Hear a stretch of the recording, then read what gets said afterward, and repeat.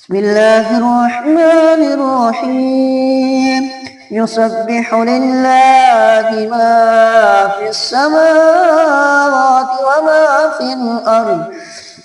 وما في الأرض الملك القدوس العزيز الحكيم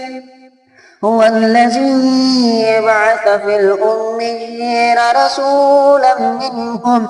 يتلو عليهم آياته ويزكيهم ويعلمهم الكتاب والحكمة وإن كانوا من قبل لفي ضلال مبين وآخرين منهم لما يلحقوا بهم وهو العزيز الحكيم ذلك فضل الله يؤتيه من يشاء والله ذو الفضل العظيم مثل الذين حملوا التوراة ثم لم يحملوها كمثل الحمار يحمل أسفارا بئس مثل القوم الذين كذبوا بآيات الله والله لا يهدي القوم الظالمين قل يا أيها الذين هادوا إن زعمتم أنكم أولياء لله من دون الناس فتمنوا الموت إن كنتم صادقين ولا يتمنونه أبدا بما قدمت أيديهم والله عليم بالظالمين